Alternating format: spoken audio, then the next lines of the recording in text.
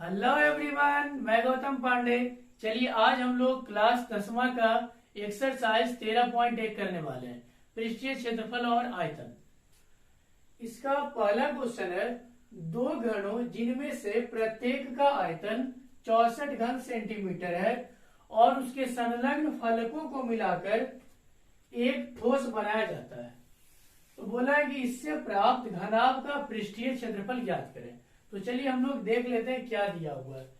दो घन दिया हुआ है, तो चलिए दो घन बनाते हैं और दोनों का आयतन क्या है, सेम है। ये जो दो घन है दोनों का आयतन क्या है, सेम है। तो चलिए दो घन हम लोगों ने बना लिया। पहला घन ये रहा और एक और घन बनाया। चलिए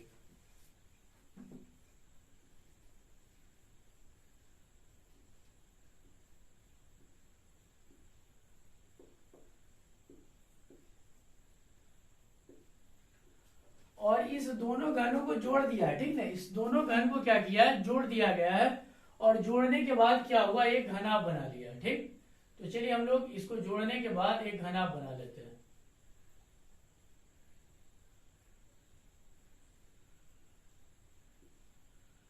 यानी कि इसको देखो मैं यहां से जोड़ देता हूं, ठीक है। ये जब मैं इसको जोड़ा तो इस टाइप का हो गया, मतलब ऐसा हो गया। और इसको जोड़ के एक घनाभ बनाया गया है। तो बोला है कि घनाभ का पृष्ठ क्षेत्रफल ज्ञात कीजिए।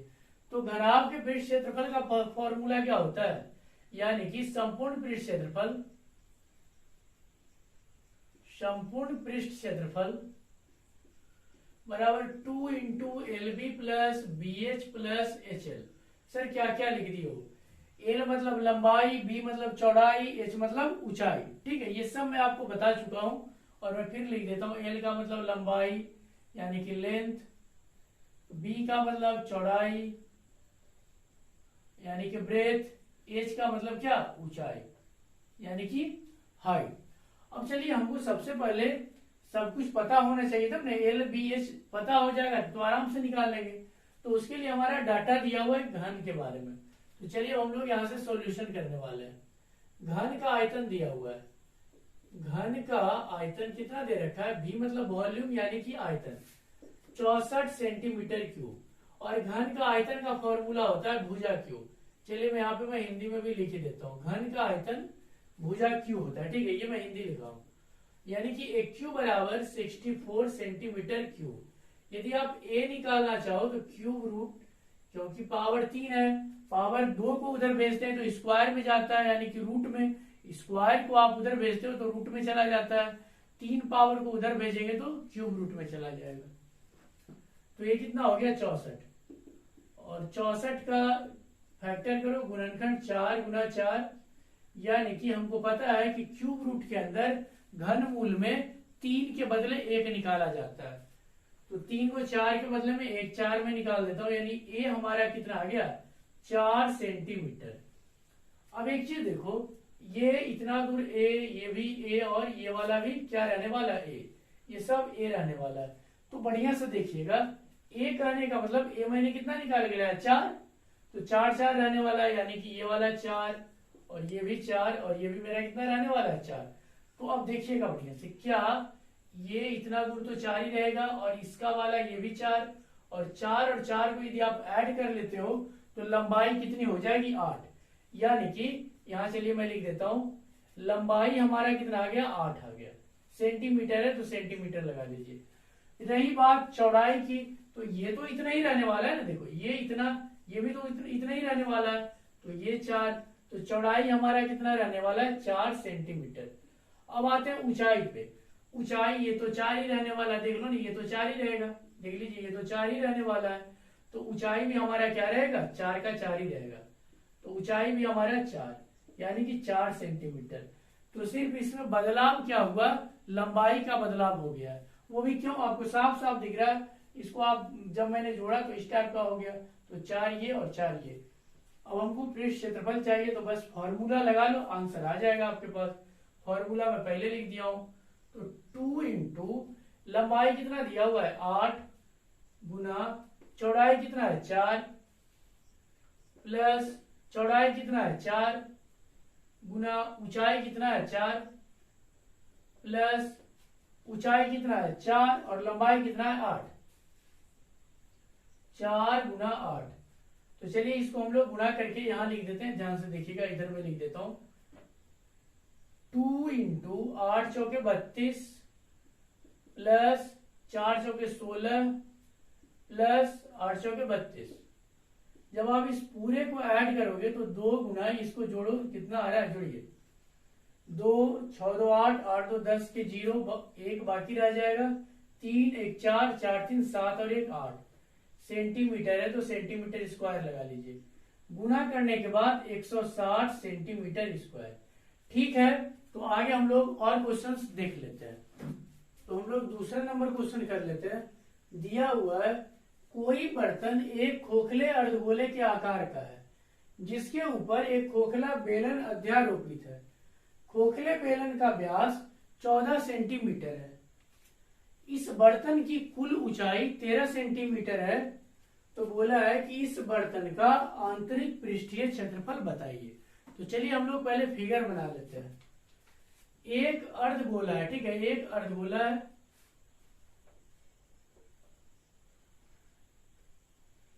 और इसके ऊपर एक बेलन है। अर्धगोला के ऊपर क्या है, एक बेलन है।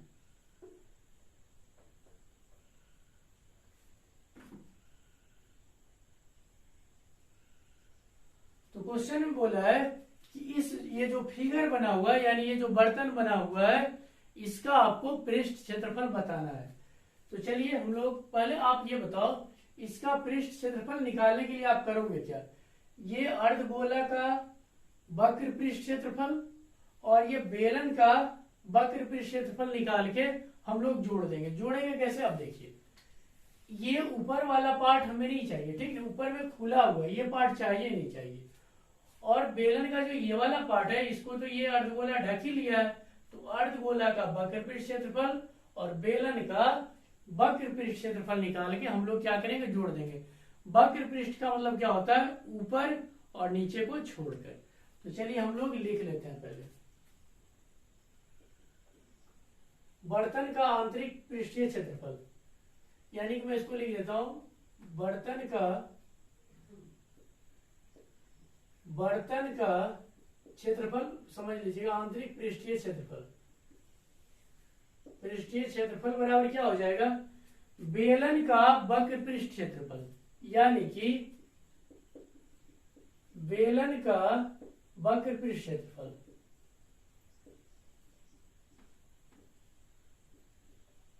प्लस अर्धगोला का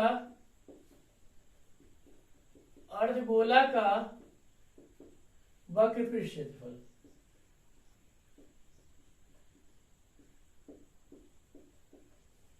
अब एक बात बताइए, बेलन के वक्र पृष्ठ क्षेत्रफल का फॉर्मूला क्या होता है, 2 पाई RH प्लस अर्धगोला के वक्र पृष्ठ क्षेत्रफल का फॉर्मूला क्या होता है, 2 पाई R स्क्वायर, ठीक है, 2 पाई R स्क्वायर। अब हम लोग को बस करना क्या है, यहाँ पे देखिए मैं इसको और छोटा बनाता हूं पहले, 2 पाई, अच्छा R के बारे में देख लो, जितना त्रिज्या ये वाला अर्धगोला का होगा और इसका त्रिज्या दे रखा है, देख लीजिए, व्यास 14 है तो त्रिज्या कितना आएगा, 7। चलिए मैं यहां लिख देता हूं, यदि व्यास आपका D आपका दे रखा है 14 सेंटीमीटर, तो R बराबर क्या आ जाएगा, 14/2 यानी कि 7 सेंटीमीटर। और ये त्रिज्या इस बेलन के लिए भी होगा, यानी कि जितना त्रिज्या अर्धगोला के लिए उतना ही त्रिज्या बेलन के लिए। और दिया हुआ है इसकी पूरी ऊंचाई, इस बर्तन की पूरी ऊंचाई 13 सेंटीमीटर है। तो एक चीज बताओ, ये 7 है तो ये वाला भी तो 7 ही होगा। हाँ सर, त्रिज्या है तो 7 होना ही चाहिए। अब यदि हमारे पास बेलन की ऊंचाई आ जाए तो हमारा काम हो गया, यानी कि हमको ये बेलन का ऊंचाई चाहिए। तो इस ऊंचाई को हम लोग कैसे निकालेंगे, देखिए, बेलन की ऊंचाई को चलिए मैं h लिख देता हूं। तो h बराबर ये पूरा यहां से यहां तक 13 है, तो 13 में से यदि मैं ये वाला 7 घटा दूं तो क्या हमारा ये बेलन का ऊंचाई नहीं आ जाएगा, हाँ सर आ जाएगा। देख लो, ये पूरा मैंने 13 कर लिया, 13 किया क्या दिया हुआ है, और ये वाला मैंने 7 इतना दूर घटा दिया, तो बचा मेरा ये, यानी कि बेलन का ऊंचाई।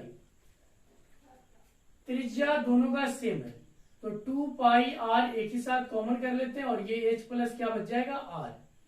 तो 2 गुना पाई का मान 22/7 और आर कितना है 7 और एच का मान कितना दिया हुआ है 13 और ये आर कितना है आपका, सॉरी एच मैंने निकाल के लाया 6, 13 नहीं, एच मैंने कितना निकाल के लाया 6 और त्रिज्या कितना दिया हुआ है 7 हो गया। ये 7 से 7 उड़ा दो तो 2 गुना 22 करोगे तो 22 दूने का 44, 1 मिनट यहाँ पे प्लस है, ठीक है, यहाँ पे क्या है प्लस है, गुना नहीं है ये प्लस है, तो 7 और 6 13 आ जाएगा, सॉरी 13 आ जाएगा यहाँ पे। तो 13 को आप 44 से गुना कर लो, तो 13 गुना 44 कर लो, 13 चौके 52 और ये 13 चौके 52, 2 और ये 7 और ये 5, 572 यानी कि 572 सेंटीमीटर स्क्वायर। यहाँ पे ये प्लस था, मैंने मल्टीप्लाई लिख दिया था, ठीक है। चलिए आगे हम लोग और क्वेश्चंस कर लेते हैं। तीसरा में दिया हुआ है एक खिलौना जिसकी त्रिज्या 3.5 सेंटीमीटर वाले एक शंकु के आकार का है जो उसी त्रिज्या वाले एक अर्धगोले पर अध्यारोपित है। इस खिलौने की संपूर्ण ऊंचाई 15.5 सेंटीमीटर है, तो इस खिलौने का संपूर्ण पृष्ठ क्षेत्रफल ज्ञात कीजिए। तो चलिए हम लोग देख लेते हैं, यहाँ पे मैंने ट्रिपल स्टार मार दिया है, यानी ऐसा क्वेश्चन बोर्ड में आते रहता है, ठीक है, तो ये बोर्ड के लहजे से बहुत ही प्यारा क्वेश्चन है। तो चलिए हम लोग पहले फिगर बना लेते हैं कि क्या क्या दिया हुआ है। एक खिलौना जो है ना वो 3.5 सेंटीमीटर त्रिज्या का एक शंकु के आकार का है और सेम त्रिज्या, यही त्रिज्या का एक अर्धगोला है, ठीक है, एक अर्धगोला है जिसकी त्रिज्या कितनी है 3.5 और बोला है कि इसी पे एक शंकु है, ये इस टाइप का है, तो बोला है इसका क्षेत्रफल बताइए। चलो पहले जो जो डाटा दिया हुआ है उसको लिख लेते हैं। ये पूरा का पूरा आपको दे रखा है 15.5। अब देखो मैं फिर से एक बात बता देता हूं, ये इतना दूर त्रिज्या है तो ये नीचे भी त्रिज्या ही होगा, यानी 3.5 ही होगा, ठीक। अब एक बात बताओ, सबसे पहले हम लोग पता है क्या लिखने वाले हैं कि हम लोग को निकालना है, उसके बारे में लिख लेते हैं। तो चलिए पहले उसको लिख लेंगे, फिर डाटा देखेंगे, जो घटेगा उसको निकालेंगे।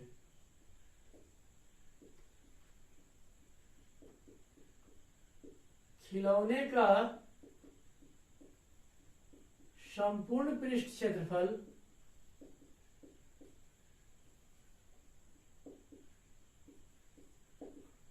अब एक बात मैं फिर से आपको बता देना चाहता हूं, संपूर्ण पृष्ठ क्षेत्रफल के बारे में मैंने आपको बताया था कि कुछ भी छूटना नहीं चाहिए, ऊपर नीचे सब कुछ। तो एक चीज देख लो, सब कुछ आना चाहिए, मतलब ये यहां से यहां तक और नीचे वाला भी, ये देखो ढका हुआ, ठीक है, ये सब आपको कुछ नहीं दिख रहा है, ये सीधा ऐसे है, ये ऐसे और उसके बाद ये ऐसे है, ठीक है, ये कुछ आपको दिख नहीं रहा है, ये बढ़िया से बना लीजिएगा, ये कुछ भी आपको दिखाई नहीं दे रहा है। यहाँ से आपको जरूर लग रहा है कि ये ऐसे ऐसे बना हुआ है, जी नहीं, कुछ भी नहीं दिख रहा है, ये पूरा ऐसे करके ये सब पूरा ऐसे है, कुछ भी आपको दिख नहीं रहा है, ठीक है। तो इसके लिए देखो हम क्या करेंगे, इसका पृष्ठ क्षेत्रफल वक्र पृष्ठ और शंकु का भी वक्र पृष्ठ निकाल के दोनों को जोड़ देंगे। हाँ सर, तो चलिए जोड़ते हैं। तो शंकु का वक्र पृष्ठ क्षेत्रफल प्लस अर्धगोला का, या चलो प्लस यहां लिख देता हूं, प्लस अर्धगोला का वक्र पृष्ठ क्षेत्रफल।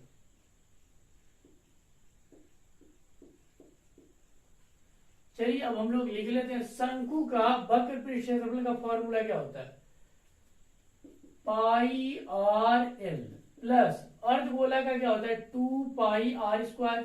त्रिज्या बोल दिया है कि दोनों का सेम है, तो पहले जो जितना आसान हो सके मैं वो काम कर लेता हूं। पाई और आर निकाल लो तो यहाँ पे एल बच जाएगा और यहाँ पे आर बच जाएगा, और ये 2 भी बचेगा ना, यहाँ पे 2 आर बचेगा, ये 2 भी बचेगा साथ में। अब यहाँ पे देखिए, अब हमारे पास डाटा क्या क्या अवेलेबल है। आर हमें पता है कि 3.5 सेंटीमीटर है और एल आपको चाहिए, ठीक है। एल कैसे निकलता है, एल का देखो मैं यहाँ पे लिखता हूं फॉर्मूला, एल बराबर होता है √h² प्लस r²। अब आपके पास देखो आर तो है दिया हुआ, एच है ही नहीं दिया हुआ, तो एच चलिए हम लोग निकालते हैं और मैं आपको बता देना चाहता हूं कि एल होता कहां पे है। ये शंकु की तिरछी ऊंचाई को ही तो एल बोलते हैं। इधर लिखो या इधर लिखो, बात बराबर है। तो शंकु का पहले हमें ऊंचाई तो पता चल जाए कि ये शंकु का ऊंचाई कितना है। तो शंकु का ऊंचाई कैसे निकालेंगे, ये पूरा 15 में से, चलो इसको एच मान लेता हूं, ये पूरा 15 में से ये 3.5 घटा दो तो आ जाएगा। हाँ सर, तो शंकु की ऊंचाई h बराबर 15.5 माइनस 3.5 बराबर कितना आ जाएगा 12। घटा के देख लीजिएगा, 12 सेंटीमीटर आपका क्या आ गया, शंकु की ऊंचाई। तो रख दो यहाँ पे h के जगह में 12 का स्क्वायर प्लस r के जगह में 3.5 का होल स्क्वायर, रूट लगा के लिख लो। और ये l बराबर, एल की तो जरूरत है, सारा डाटा तो अवेलेबल है, एल निकाल के रख दूंगा, आंसर आ जाएगा 12 का स्क्वायर 144 प्लस इसका यदि स्क्वायर लगाओगे ना 35 का स्क्वायर, तो देखो 35 का स्क्वायर कितना होता है, 5 5 का 25, 4 3 का 12, डेसिमल 2 अंक के बाद लगा लो तो 12.25। ठीक, यदि आप इस पूरे को ऐड कर लेते हो तो देखो कितना आता है, 144 को बस ऐड कर लो तो ये 25.426 और ये 4 और 1 5 और ये फिर आपका 1 रूट अंडर 156.25 और इसका यदि आप वर्गमूल लोगे तो ये 125 का होता है। ठीक है, यानी कि 12.5, तो 12.5 सेंटीमीटर ये जो आ गया आपका एल आ गया। बस अब रख दो यहाँ पे 9, पाई का मान 22/7 गुना आर कितना है 3.5, एल कितना निकाल के लाया हूं 12.5 प्लस 2 गुना 3.5। अब तो कुछ रहा नहीं, बस सोल्व करना, इसको काट लो तो 0.5 बार कट जाएगा क्योंकि यहाँ पे डेसिमल है। तो 22 को इससे गुना करोगे ना तो पता है कितना आ जाएगा, देखो 22 बचेगा 110 होता है ना, और 0.1 अंक के बाद लगाओगे तो ये सिर्फ और सिर्फ 11 बचेगा। तो 11 गुना ये देखो 12.5 प्लस 35 दूने का 70 होता है, लेकिन 0.1 अंक के बाद है तो 7 सिर्फ हो जाएगा। तो 11 गुना इसको जोड़ दो 12 और 7 19.5 और इसको यदि आप पूरे को गुना करते हो तो आपके पास आ जाएगा 214.5 सेंटीमीटर। ठीक है, हंसते रहिए, पढ़ते रहिए, मिलते हैं कल।